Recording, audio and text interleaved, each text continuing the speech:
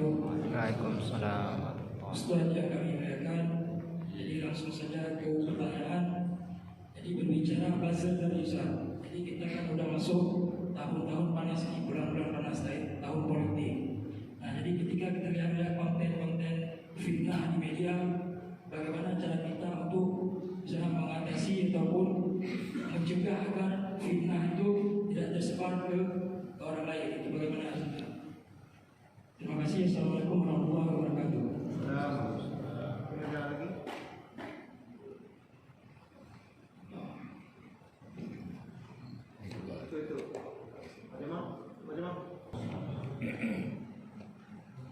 Ini sebenarnya fenomena yang dianggap merasa langsung aja, seperti kebanyakan orang yang membuka usaha tapi menzalimi orang lain. Contohnya seperti parkiran. Parkiran itu terkadang memakan badan jalan sehingga pengguna jalan itu merasa risih atau kemungkinan untuk kecelakaan itu sangat besar. Terutama yang kedua, duduk kursi di badan jalan. Jadi banyak parkir. Jadi banyak anak parkir. Saya rasa itu aja Ustaz. Semoga yang buka usaha menjadi usaha yang menjadi berkah dan tidak mendolim orang lain.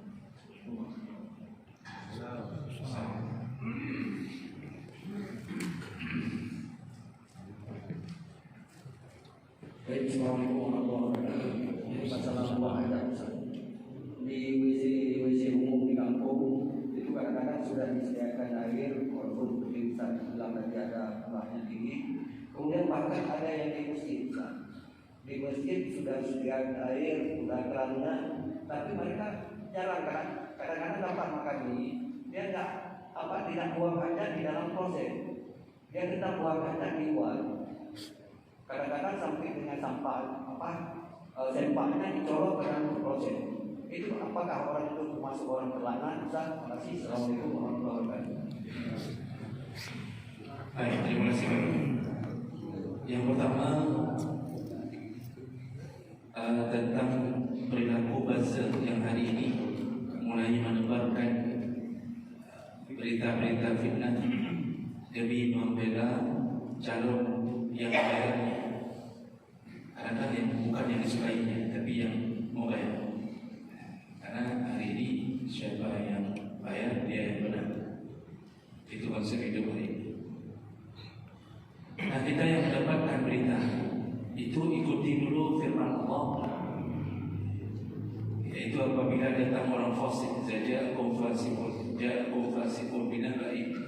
Kalau datang orang fasik kepada mengabarkan satu berita, maka tugas kita pertama bukan menelan mentah-mentah berita itu, tetapi fatabayyanu, bertabayyunlah. Jadi jangan langsung asal berita yang kita anggap ini musuh kita.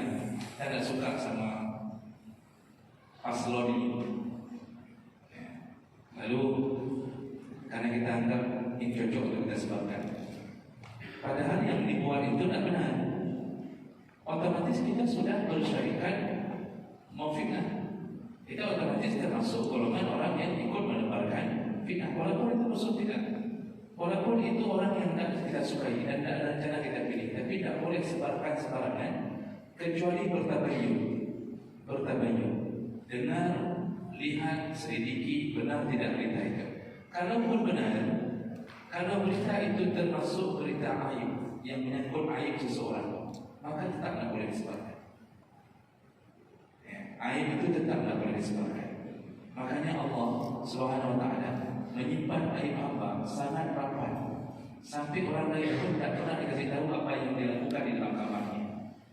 Lihatlah para berzina, betul dia berzina, di CCTV nampak dia berzina, tapi tidak ada empat saksi, maka tidak bisa dihukumi.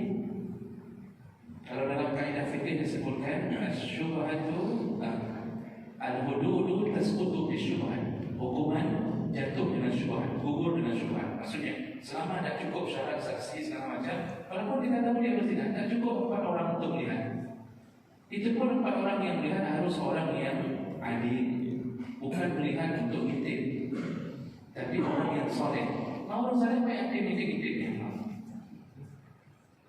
Kalau ada tukang-tukang intip mengaku ada 4 orang, itu lihat dulu dia ingin intip untuk nafsunya atau untuk mencari kebenaran. Dan tak boleh kita menggerepek asal-asalan. Sampai segitu disuruh jaga oleh Allah. Urusan dia berzina itu nanti Allah bereskan di akhirat. Tapi kita cukup orang tak untuk menyelesaikan. Sampai segitu rapat. Maka hari ini yang disebarkan di media itu kalau kita nak yakin jangan di-share. Kalau perlu tekan tanda palang di ujung. Ada tanda palang di ujung. Bawa Pak cek sendiri nanti ada tanda palang atau tidak. Untuk menutupi video itu.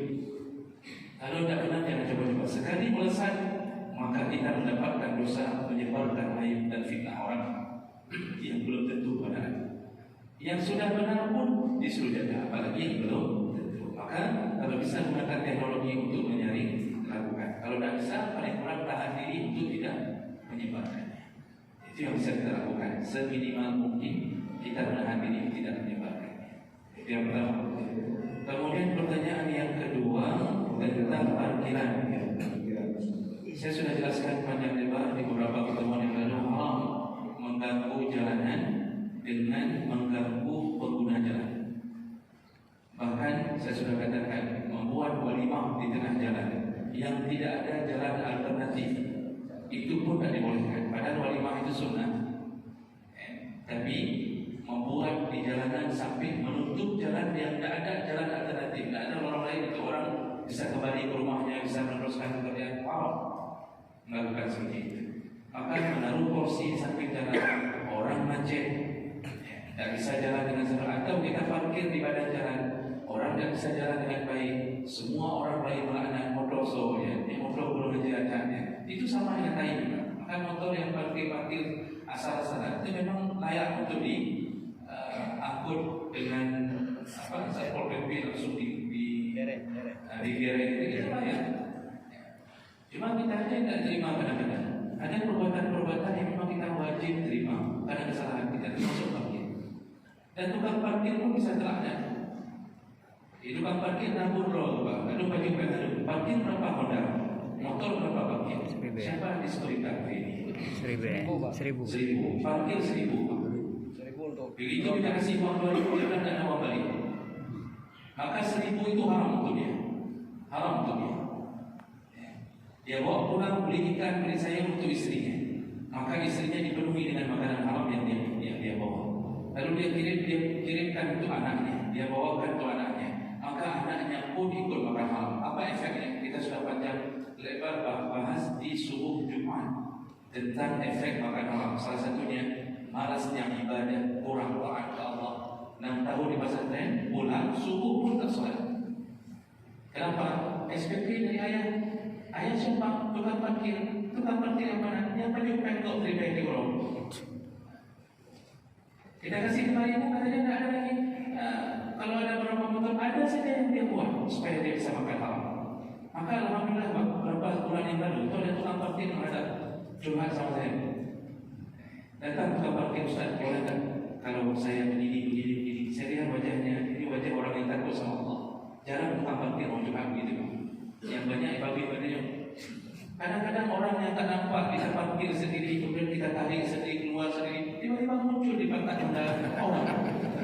Ada yang Pak ini dari mana keluar orang itu? Sudah muncul orang. Apa terjadi? Adakah dia tutupi motor kita? Adakah dia bantu untuk yang benar dulu? Maka yang jadi tukang parkir boleh, tapi makanlah yang halal. Kerjakan dengan baik. Tahan kendaraan orang sebentar untuk bisa keluar, itu pekerjaan-pekerjaan yang merupakan. Jadi tidak boleh parkir sembarangan atau meletakkan kursi membuat jalanan terganggu. Yang terakhir, orang yang kadang-kadang begitu masuk WC buang hajat di luar, malah celana dalam dia mungkin dia masukkan dalam proses. Ini bukan terlaknat, ini super maha ekstra terlaknat. MGB terlaknatnya. Itu bukan lagi terlaknat, memang kurang ajar betul itu. Sampai mesti diliburkan gara-gara dia. Pintu WC tutup di malam dan saya dipakai gara-gara apa? Gara-gara dia. Bayangkan bagaimana orang mendapatkan musibah gara-gara orang ini. Maka seluruh keadaan orang yang tersakiti menyebabkan Allah marah, menyebabkan malaikat marah.